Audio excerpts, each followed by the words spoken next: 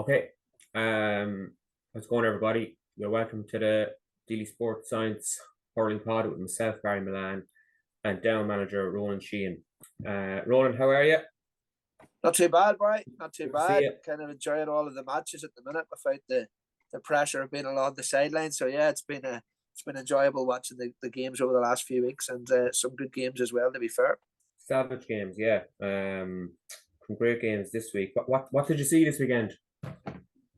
Yeah, so I was obviously at the Portaferry Christian Doyle match yesterday, in Armagh, which was an excellent game. To be fair, probably, not as I suppose widespread publicity maybe as the likes in the Piercing and Ballygunner or Clonal and kind of Killadangan but real high quality game.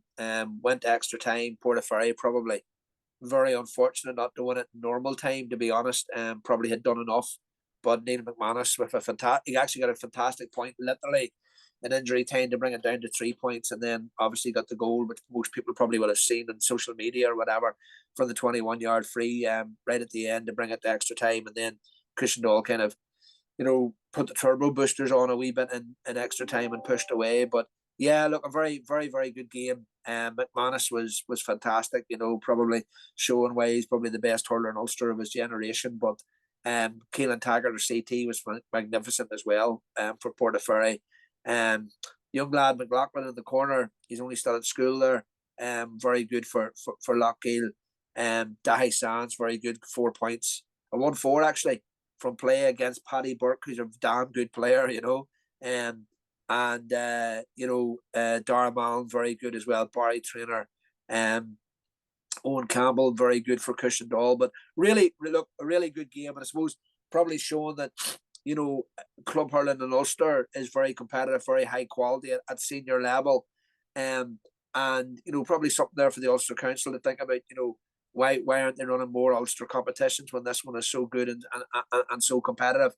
So Cushion Doll, on to meet Sloughneel in a couple of weeks. Sloughneel haven't played in 9 weeks, believe it or not, since the Derry final. So be interesting just to see how they get up to the pace of the game, or not, as the case may be, when they meet what will be a fairly battle hardened Cushion Doll team after the game yesterday. So that's what I was watching that game live. Obviously, I was listening to the other games on the radio at the same time, and I did watch them then last night when I got home, in terms of the Clonlara game against Killadangan, and then obviously the Piercing and Ballygunner game.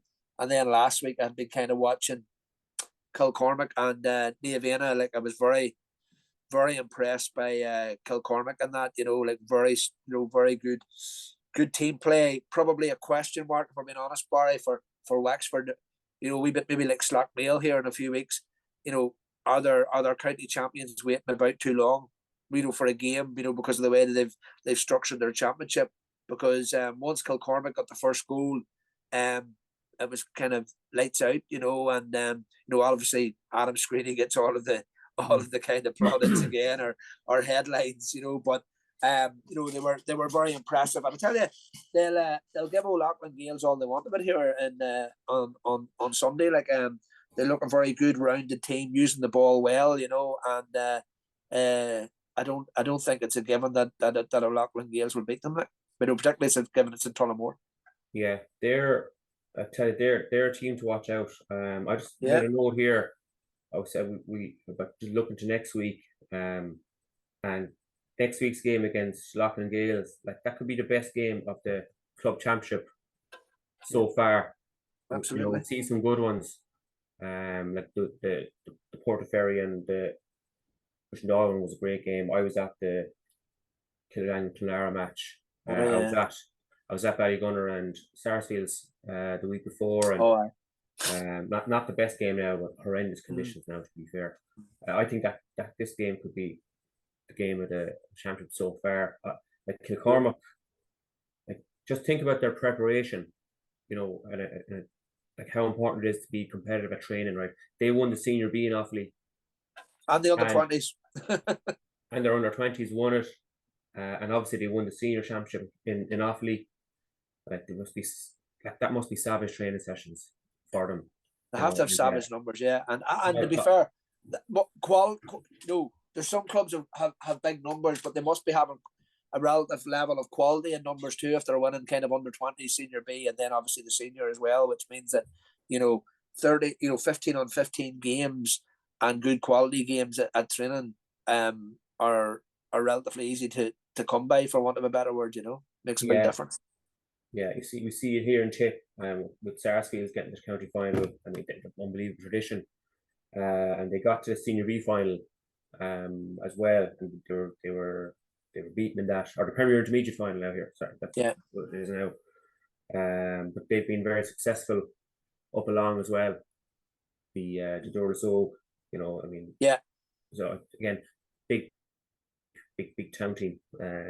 Big numbers. You see it in football here in Tip as well. Here in Clonmel, commercials are miles ahead of. I know this is the hurling pod. They're a good bit ahead of everybody down here. Again, big town team. That's probably a debate for another day. Yeah. Just going back to the weekend. I just want to touch on one thing: the Killadangan Clonal match.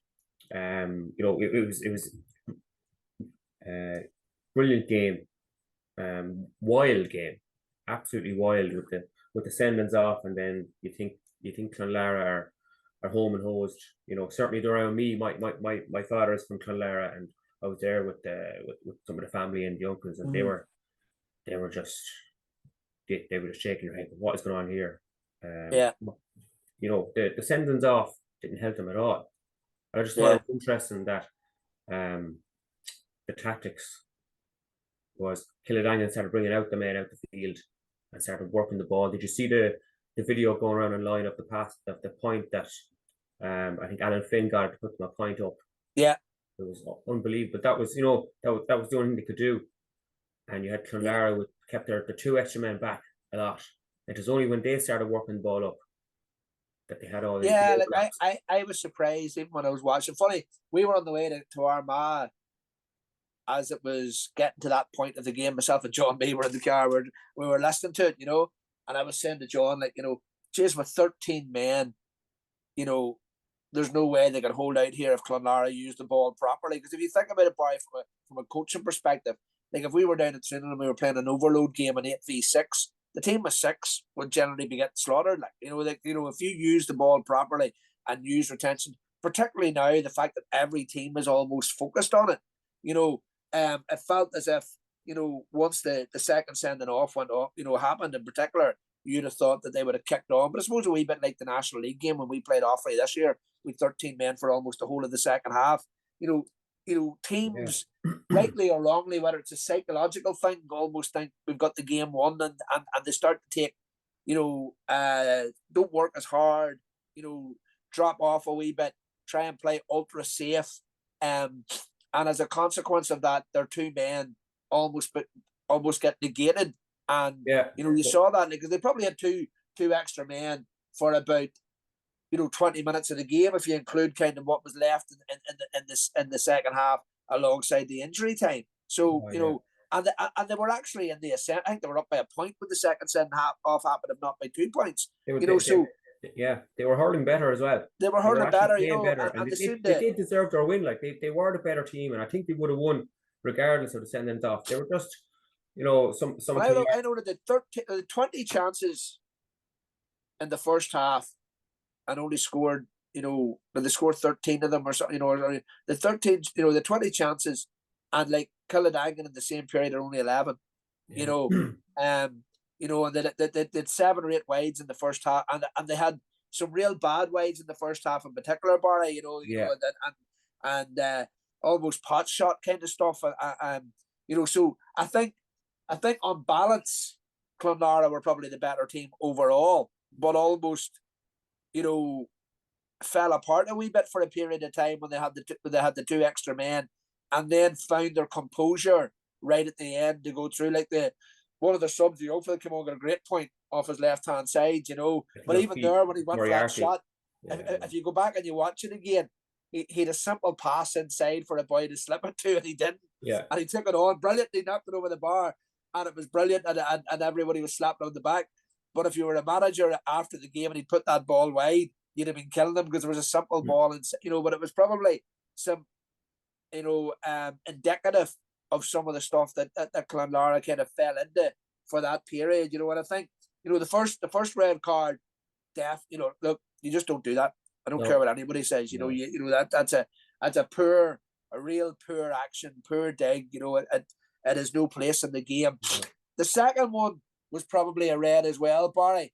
I'm not sure just how much intent, but like the number 14, he makes a great block if you watch it at the wing. Your man goes to clear it, he gets up, he jumps up, he blocks it, and he then just gets wild on the tackle and he swings the hurley. And the reality is, he caught the man, he struck him with the hurley. Probably Kieran Regan had no choice but to put him off. Yeah, it happened close enough to us in the newsstand side. You could hear the belt. Right. Okay. Where hard we to tell from the TV, but he definitely swung now. Whether how much he meant it. Yeah. And to be honest, we were kind of going, that's a red. But looking back at it, it was like the ball had got away or bounced or whatever did away, and it was kind of instinctive to get the ball, but he wasn't really. Yeah, I thought it was. And he swung at it, and I would have given a yellow, but I can see why he gave the red though. I understand because he had a brilliant game, that ref. He's another good young ref coming up. He is a good young ref. Yeah. He's done linesman a few times for us, believe it or not. I think he's very, very good now. The league and stuff, and he did the county final this year in Cork. He did a good job of it too. He refereed the county final. I was talking to him after the match. Yeah, no, I think on balance, Barry, it probably was a red. I think it's one of those ones maybe that if somebody's given a yellow, you'd be saying, it wasn't anywhere near as blatant as the first red. Put it that way. But if he gave a yellow, I don't think it would be tough. No, I don't think people would be up in arms either, if that makes sense. But the red was probably in the rule of the. But it should have decided the game, shouldn't it? Oh, absolutely! Look, absolutely should have decided the game. The game should have been over, particularly given it'd be different if Clonlara were chasing a deficit at that stage and we're maybe 4 points down and we're Killadangan had something to hold on to, etc. But Clonlara were ahead when that happened and yet still managed to go 2 points behind, going into injury time. And indeed, Killadangan had a couple of chances in injury time to go 3 ahead before and missed them, and then kind of Clonlara then gradually kind of got back into it and got over the line. But I think they would have been absolutely devastated if they'd lost that, given the circumstances. Oh, they'd have regretted that for the rest of their lives if they had lost that one. Because I think they went 3 points up. Condon got 2 really good points. He was unbelievable. Yeah, 4 points to play. Played well. Great hurler. Oh, he's getting better with age. Unbelievable. But they just lost the plot. And they were giving away crazy frees, and it just felt there was a meltdown here. But I don't know, was it Donald Madden on the line, or they just said use the ball? When they started using the ball with their extra men pushing out a bit, they just it was, if the game went on another 3 minutes, they probably would have won by 5 or 6 points. That kind of way. They just figured it out. Absolutely, when fair play to them. You have to hand it to them as well. It was whoever made that decision, whether it was the players or the management, should say, look, do this, and to make those decisions in the heat of battle when things are falling apart. I know I give them great credit as well for it. They're a smashing team, but going forward for the Munster final, we'll talk about Ballygunner and the Piercy now in a minute. But in the county final, they butchered 3 goal chances in the first half. The game should have been out of sight against Crusheen. Poor Crusheen side now, and they allowed them back in. Early on yesterday, they butchered 2 goal chances as well. Absolutely. The first 10 minutes, by Barry Hogan. The two great chances. Hogan made a good save for one, but there was another one that were straight through, and they put them all wide. Yeah, so they're going to have to take those chances against the Gunners, because they'll be wiped out if they don't. And they know that themselves. One thing I noticed as well from the game, I don't know, did you notice it? I don't know if it came across on television, but a lot of times when it was 15-on-15 now, each team had a 3-man full forward line. Yeah. So you had 2 kind of in the penalty box, and 1 maybe around the D. And both sides now, and then you had everybody else kind of between the 45s, which I thought you don't see that often, really. Usually it's 2. It's usually 2 men inside. Yeah. And it lends itself then to maybe direct hurling and so and some great battles. Because I did like in the county final against Crusheen, what Clonlara did was they had their full forward line and they had young Dermot Stritch as a fourth half forward, which allowed for a two-man full forward line. But they didn't bring back a sweeper because you don't want to be leaving young Stritch on his own. You can see the damage he can do. Yeah, really good young player, and it confused Crusheen. It just Clonlara didn't take their chances and kind of went away from that fairly quickly yesterday, and they went with the three man as Killadangan did. I just thought it was interesting. I didn't notice that any other game this year. Yeah, and yet there were some really good physical battles yesterday, Barry. I thought that even in terms of the Killadangan goal, like it was a bit of a throwback to the old days, like a sideline cut that was cut 30 or 40 yards as opposed to focusing on possession. Great catch, an offload, and then back of the net. You don't see as many goals like that anymore, because everything is, and so many times it's trying to be measured play and up through the lines and what a lot of teams with that sideline cut would have knocked it back 10 yards and tried keeping possession or whatever.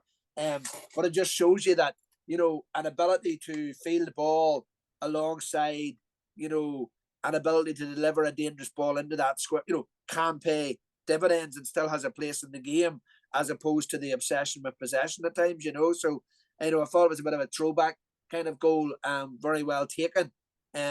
But yeah, I think, on reflection, while Killadangan clearly will be disappointed that they were 2 points up and lost it in inverted commas, I think they probably, they did their best hurling when they were down almost to 13 men. But whether that's they did their best hurling or Clonlara had a total kind of meltdown during that period, I'm not sure. But if you look at the first half, I felt a wee bit like Killadangan were hanging on to Clonlara's coattails, and the reality was it was a lot closer than it was a lot closer on the scoreboard than it had been in terms of opportunities and potential for scores, etc. So, I think that the best team probably won on the day, even though, people would say, God, they got the last 3 points in injury time to steal it in inverted commas. I'm not sure they stole it, if that makes sense. No, I know. I'd agree with you. No, I think the best team did win. Their forwards were a bit better, even though they had their issues with the forwards. Ian Galvin was very quiet. Colin Galvin went off. Now he was limping at the end. We were on the pitch at the end of the game, and he was limping. So he must have been injured. Hopefully he'll be okay now. And Micheál O'Loughlin, then the free taker, he's a deadly free taker, but he's normally very good from play too. And he was did nothing from play really, didn't he? Not really. Got one really good point in the second half. All right, his beautiful turn and score. But he was quiet. So yeah. And then Killadangan again. Paul Flynn was quiet. Killadangan need him firing. Really classy player. Billy Seymour kept him in touch. He was unbelievable. He got 11 points in total, I think. He got 7 from frees and 4. Like, me, Barry, I've asked you about him before. Like, I remember him as an under 20 destroying Cork up in Limerick in an under 20 final one day. Yeah. And he kind of went off the radar a wee bit. Sorry, he may not have gone off the radar from a typical club perspective, but for those of us looking from the outside looking in, he seemed to go off the radar a bit. Like, he was a fierce handful as an underage hurler, and a real physical presence, but able to hurl as well, Yeah, and he's been a handful from day one of this championship. Against Sarsfields, he got an unbelievable goal that day, and he's kicked on, and he's been absolutely. No, I thought he played well yesterday. Definitely did. I'm looking forward to seeing what he can do for Tip, because he'll surely be in there. Yeah, will he be back, Barry? Do you think, for Tip? I hope so. I mean, he's big, he's strong, and he can play ball. They're qualities that you can't ignore. But I think he stood out. And then for Clare, for Clonlara, I was really impressed with Dylan McMahon, the centre back. Yeah, big, strong fella, beautiful hurler. He was the same in the county final, and I don't know. I don't think he was called into the Clare panel, which I'm surprised with. because I know the wing back was, and I don't think he's going to take up the offer. Padraig O'Loughlin, yeah, another brilliant performance. The Clare number 7, quality player. But they kind of, Dylan and Billy Seymour stood out for me. And just in terms of maybe players to watch out for next year. Was there anybody in Armagh that stood out, maybe that to do a job next year for somebody, young player that stood out maybe? Or well, I think young McLaughlin clearly is the one that everyone's talking about. You know, did he get 2-5 or something in the end? You know, he's playing with I think he's at Garntar. I think he's playing Garntar in the McGean Cup on Tuesday. You know, that kind of way. So look, he's very young, like, so, and Antrim probably don't need to rush him, so to speak. But you know, look, you know, like Ryan McCambridge, who has been thereabouts in Antrim teams over the past, was a very good underage hurler.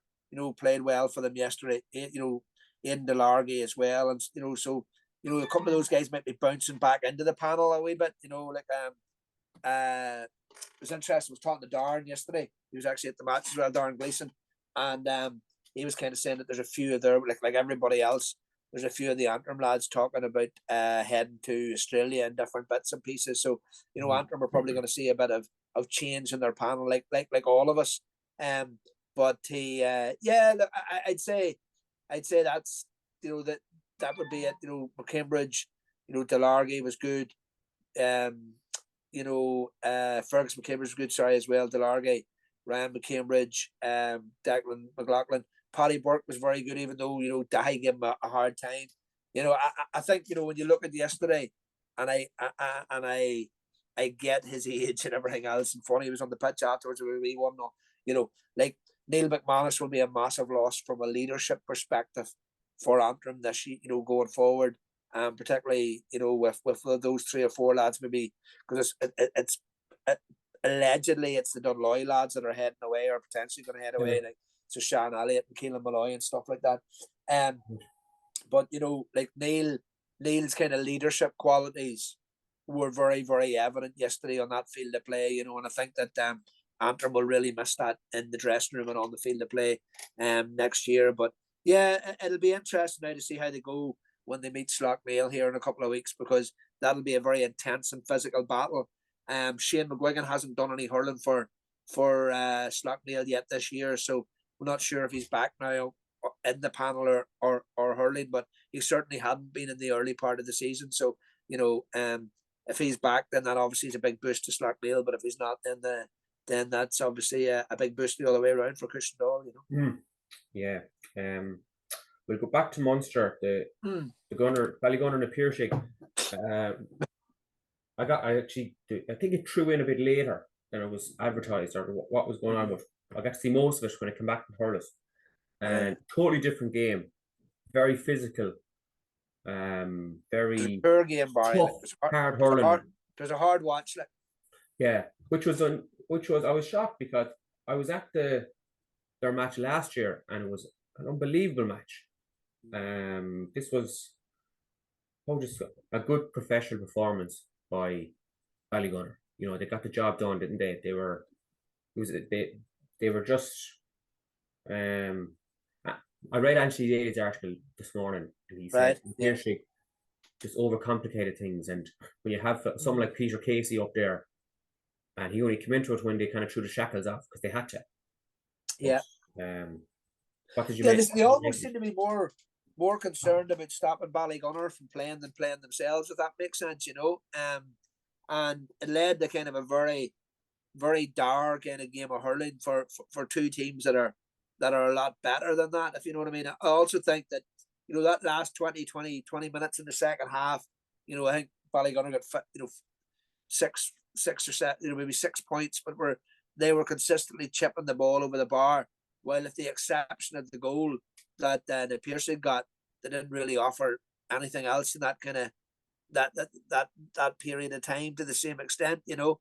It was just a game of how would you say, physicality, hard tackles, hard blows, but not an awful lot of quality at times, you know. Like, you know, Poring Mahoney probably the standout player, you know, in terms of on the field of play. But yeah, I think a lot of people that would have been in watching that and expecting a bit of a classic and a great game were probably, very, very disappointed, Yeah, no, it was, but at Pádraig Mahoney, like, he's not in the water panel because he stepped away. By his own admission, I think he felt that he just wasn't up to the inter-county game. It wasn't a case of just not being picked. But I'm looking at a fella that, like, he could do a job for Waterford. He's a class player, deadly accurate, and wouldn't be burdened by the free taking because you've got Bennett there to take him. And I just think with Ozzie Gleeson, I know we're getting off point here, with Ozzie Gleeson supposedly not coming back this year, like, surely Pádraig Mahoney could be asked back in. Like, what? Yeah, I suppose asking somebody back in, Barry, and getting them to come back into two different things. I appreciate that. Part of it now is that, the level of commitment required for the inter-county game is such that the player has to be very focused on, I really want to do this. Yeah. And it's something that I really want to do. You're a Pádraig Mahoney, you've done it for a number of years. You've come back from injuries. Do you want to really do that? But particularly if you don't necessarily see a medal at the end of it. Yeah. And I'm not trying to knock Waterford or anything else in that, but that is, and I suppose that's always the challenge that the likes of McDonagh Cup teams and others have, the basis that, you're away from the lights, you're away from the glory, and, the commitment isn't a whole pile less, and yet, you're having to say to boys, well, look, don't go to Australia and stick about. It becomes difficult to convince people to, commit to that level of training. And I think it's a problem for the GAA in general, even at club level now, whereby, is the enjoyment got out of the game that we're asking people to do too much? Yeah, maybe that's why he's hurling so well. He's just playing freely. He's enjoying it. Maybe this is why he's not. Absolutely. Yeah, he doesn't have the inter-county setup to hold him back or whatever. That's probably like a guy like Pádraig Mahoney, Barry, is always going to look after himself, and you can see that from him. When he's there, he doesn't two collective gym sessions a week are going to add what to Pádraig Mahoney, bar eating to the time, his own spare time, and the time that he gets to spend with his family or whatever and his friends. That they're the kind of things that really need to be faced into by the GAA, both in terms of is it sustainable, from a lifestyle perspective, never mind of is it sustainable from a financial perspective. But I think there's a big question there around the lifestyle and whether it's actually enjoyable. And when you see lads starting to step away at 28, 29, 30 years of age, and still playing for their club, maybe some of them at 37, 38, 39, the question needs to be asked is, why are so many of them deciding to opt out? Is burnout an issue? Is the burnout coming from not playing matches, but from the level of training? Yeah, I know. Probably a podcast in itself, Barry. Yeah. Tell me about it. Just going back to the Ballygunner, from watching the Sarsfields match, being at it, even though the scoreline was a comprehensive win for them. Yeah.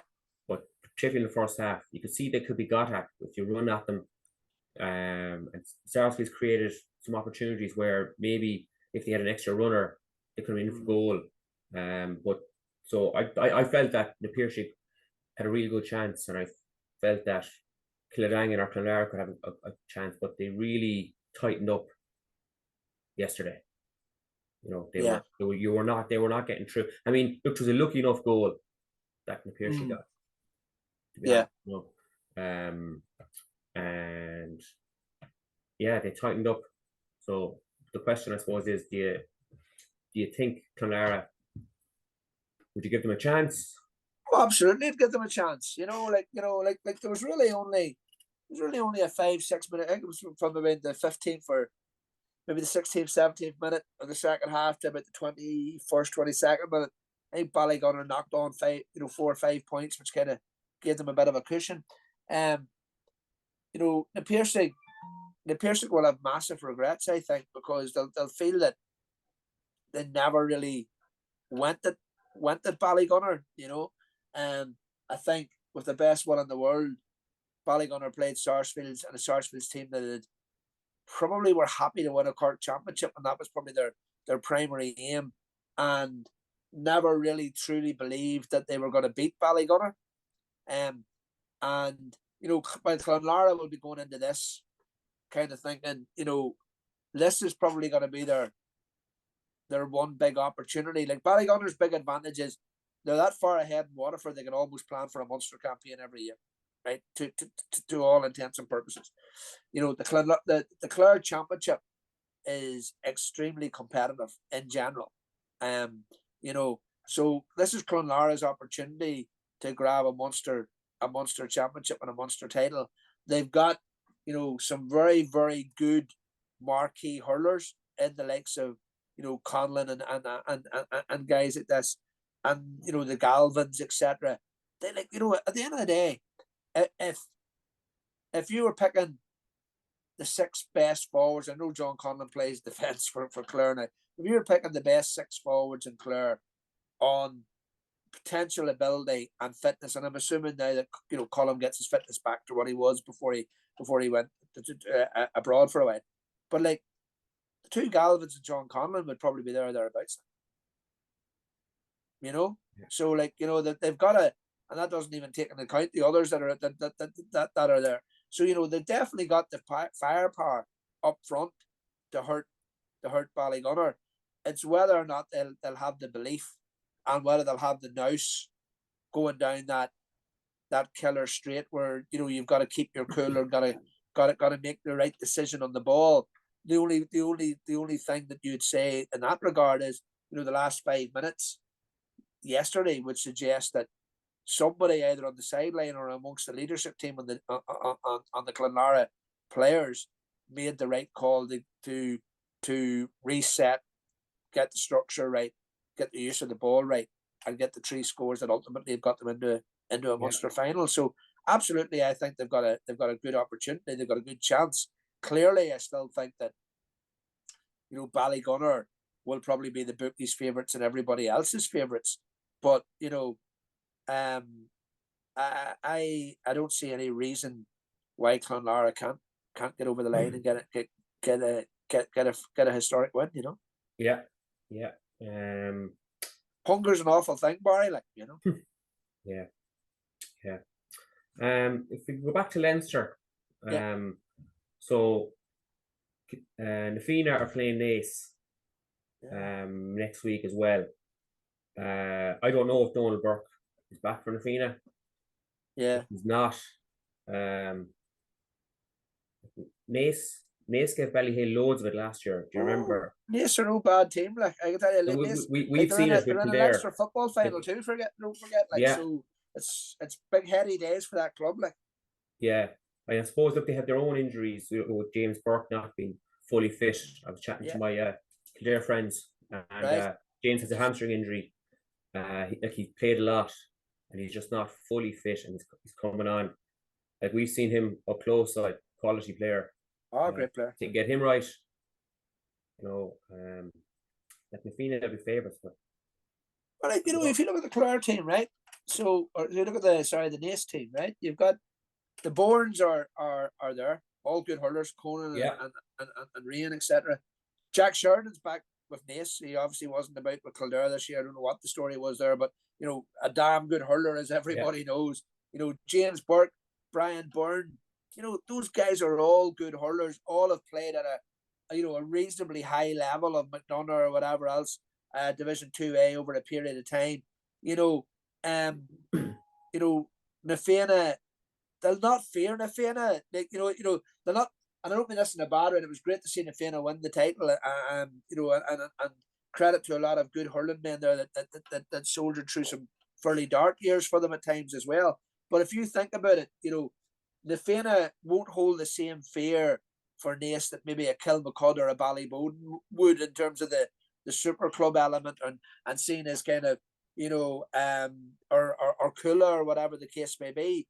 So they'll not go into it with any inferiority complex. You'd still say that you would expect Na Fianna to edge it by a couple of points. But again, like if you were Naas, would you have picked anybody else to be playing in a Leinster semi-final to get your opportunity to get to first ever Leinster final at senior level? I'm not sure you would, Barry. I'm sure you'd be saying this is, like at the end of the day, they've avoided the Kilkenny champions, who everybody would probably want to avoid in that context. They beat Shinrone last year relatively comfortably, and then they gave Ballyhale plenty of it for large parts of the game. So you would say that, as I said, Na Fianna are probably the slight favourites, but I'm not sure there's going to be an awful lot in it, Barry. And I wouldn't be astounded to see Naas win. Put it that way. Yeah, I agree. Yeah, and then I think Kilcormac Kiloughey would be the Gaels. I know it'll be tall order, but I just something about this crowd, and I know Adam Screeney is just a really, really exciting talent, but his talent, no, I mean, he'd be playing against probably Mikey Butler. So that'll. But I just look at the young fella, and I just think he loves that. No, not fair. You keep hearing that. So wait till Sean Finn or Cathal Barrett, he'd get their hands on him. I'd say he's loving it. I'd say he can't wait for this. But I just think Kilcormac are a very impressive outfit. And if they don't win it this year, I think there's a Leinster Championship in this team. Maybe not this year, but maybe in the next 3 or 4 years. But I think they're going to win one. If you look at that Kilcormac team, people will focus obviously on Adam Screeney, but you've got kind of his other brother, Jack, good hurler. You've got kind of Charlie Mitchell, very, very good player. Yeah. Very good player. You've got the Kileys there as well, very good hurlers as well. They've got good hurlers in almost every line of the field. And whether people can argue about Na Fianna's preparation because of the nature of the Wexford Championship, but they comprehensively defeated the Wexford champions on their own backyard, the game this week, I'm nearly sure, is in Tullamore, so there's going to be a big crowd there. It'll be seen as a big opportunity for Offaly hurling, because I suppose Offaly's most recent experience at Kilkenny in Leinster Championships in particular has been at the getting real bad hammerings from them, Kilkenny running in serious amount of goals and stuff like that. This would be an opportunity for a big partisan home crowd in Tullamore, the big wide open spaces for the likes of Adam Screeney and Charlie Mitchell to run. Tullamore's a big field, Barry, as you know. Yeah. So yeah, look, I'll be honest, I'm expecting Kilcormac to win on Sunday. Yeah, I think they will win. And then you've St. Thomas's waiting in the long grass for everyone chatting about the Gunners and Kilcormac and Clonlara, and even we'll chat about Cushendall and Schlockneil. St. Thomas is there waiting for them all. Yeah, and I think is it Munster champions play the Galway champions, and then Munster plays whoever comes out of Ulster. Yeah. Okay. Look, before we kind of wrap it up, I can't let you go, Ronan, without asking you about what it can only be hurling sabotage with this thing, with the denying the smaller counties. Yeah. Time. I mean, what like?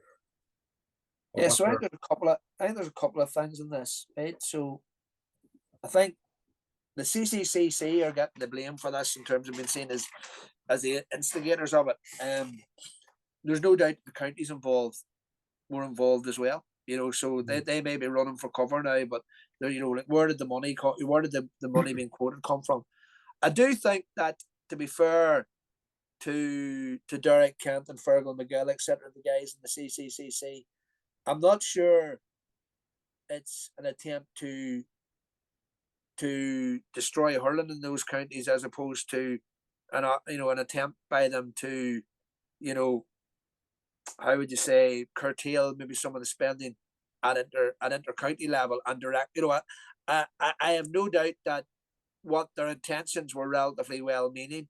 I think the problem with it, Barry, is that there was no consultation with it whatsoever. I think there is that then led to a perception that it was an attack on hurling in those counties. I think there are elements within all of those county boards that would burn every hurley in Ireland, and particularly in their own counties. I'm not convinced that I would certainly say that wouldn't be something that I'd say for Derek Kent, who's the chair of the CCC, who has been a good supporter of hurling down through many years. So, I think some of it is maybe a wee bit, some of the ire that people are expressing is maybe slightly misdirected. I do think one big positive has come out of it, and I think that the debate is now open about the future of hurling and what you do. I think there is a question to be asked that if you're going to run a county team and you're going to run senior county teams, what is the structure underneath that? I think that's a fair question. So, for example, the senior hurling team in Fermanagh will play the National League and they'll play the Larry Maher Cup. What will the under-20 team and the under-17 team in Fermanagh play? Will they play in a Blitz Day? Will they play, what do they play? And we see it even in Down, where, thanks to the good graces of Leinster, we get to play in the Leinster B competition and different, but actually, what is the development structure underneath senior structure? You then are into the question around club matches and the number of club teams, and everybody's solution, Barry, as you have heard over the last while, has been, let's throw more money at this, or let's, why can't we spend 200 grand on Longford senior hurling team and then also another £150,000 on juvenile hurling in the county or whatever, as if there's a magic money tree in Croke Park, and there's not. That's the reality. There isn't. Money is, believe it or not, relatively tight in those echelons.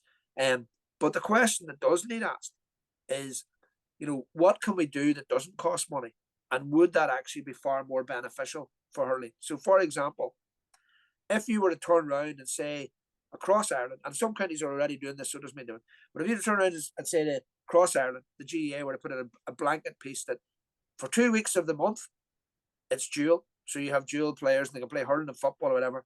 For the third week in every month, nothing is played in that county but hurling.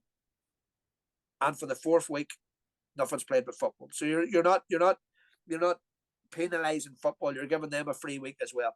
But giving hurling a place in the calendar like that in some of those counties, a free week where if you don't play hurling, you don't play, Gaelic games or whatever and you're encouraged and you're given the space for games to be played. For example, outside of the Tawn League, right, the underage league that's played and the Martin Fogarty set up, outside of that Tawn League, in a county with 200,000 people, which is loud, there were 3 juvenile games, hurling games played from under 13 to under 17 this year. That's what we're dealing with. Like space in the calendar is just as important as money. So I don't think that scrapping the National League from these teams is the right answer, by the way. And I understand why people have reacted the way they have. But I do think that if nothing else has happened, they have opened up a good debate and has led to a debate around what is sustainable and what can happen into the future. Because the reality is this, Barry, go back 20 years and there was just the same number of clubs in those counties, if not more. So something clearly is not working. We are seeing more inter-county games. We are seeing more inter-county spend. But actually, is the game in any better health in those counties than it was 20 years ago? And I think if we're being honest, the answer to that is probably no. Yeah. Like when I said, or I read, I'm sure you read it as well, or seen Martin Fogarty's interview. And he was also saying that, people in these counties don't expect the football people to do the hurling work. Yeah. They don't expect to be, I use that word again, sabotaged. Fair enough. Like I know where he's coming from. So, and we had this conversation that I think that there needs to be investment, development officers, but to show people that it's very easy to coach hurling. Yep. And that hurling people, again, I use that, hurling people have a lot to answer for as well, in that, we need people who can play hurling to coach hurling, which is utter nonsense. And something I say to coaches at coaching courses, whenever I do them, particularly with the foundation courses, that I'd rather my 2 sons coached by someone who's good at coaching and wants to learn, rather than someone who's hurled all their life or has all Ireland medals. Yeah, that could be a rubber coach. You know, I think that's a message that has to be got out there, that anyone can coach hurling. You just need to accept that, you know, you have to learn. You're going to make mistakes, just like coaching any sport. And I think the other thing is, you know, part of the problem, Barry, in the past has been people have been looking for instantaneous results, right? And, you know, okay, you can definitely see instantaneous results in terms of the number of people that maybe are playing in go games or go game blitzes and all of that kind of stuff. But ultimately, for the success of the game in a county and for the growth of the game in a county, more and more children need to be playing from under 13 to under 17 and then ultimately into adult level. That doesn't happen without space in the calendar, right? I'll give you an example. We had a group of boys in my own club who were from a neighbouring football club, and 4 or 5 of them very, very good hurlers, loved under 11 hurling, really enjoyed it, and they effectively all stopped at under 13 because their under 13 football manager told them to stop playing hurling and that they were needed to be at 3 nights football training instead, you know, as an under 13, right? And you've got clubs in Down and elsewhere, so it's not just in Down, who are actually putting football training on deliberately to clash with hurling matches or hurling training, and yet have no issue and will no problem with facilitating that same group of players going to soccer training or going to play a soccer match. So they're actually GEA stroke soccer supporters as opposed to being GEA men. And in many parts of Ireland, that is the way that Gaelic football advocates and people that push Gaelic football in some clubs operate. Now, there's plenty of other very good, you know, advocates the other way around, etc. But for me, without something as fundamental as a position from GA Central Council centrally out that the 3rd week of every month, for example, is hurling week, and nowhere in the GA is anything played that week but hurling. And if you have to sit at home because you don't want to play hurling, that's your choice. But the other thing is, Barry, that gives an opportunity for the dual player to breathe, because 2 weeks in every month they will be playing only one code and only one set of matches or whatever the case may be. Because if we keep going the way we're going in the club game, there won't be a dual player left either, because we're driving them out of the game too with the demands we're putting on them. Yeah. Okay. You know. Yeah. You could probably do 5 or 6 podcasts on this. Oh, look, listen, funny, I was going to drop Kieran a note to say, like, you know, I think that what happened there is probably worth having a podcast in itself. There's probably enough people on this, you know, because I think it is a hurling development officer from Munster as well to come on. You know, I think it's a real hot topic now. But I think, you know, as I said, Barry, while it was probably a poorly conceived idea and, you know, ended up causing a lot of ire or whatever, I think the proposal and the fact that they put it out there publicly is probably going to end up doing hurling a service, in that the debate that's needed will hopefully now take place, you know. Hopefully. Okay. Look, we'll leave it at that. Ronan, thanks for joining us. And we'll talk soon. Thanks for listening, everybody. And we'll chat soon.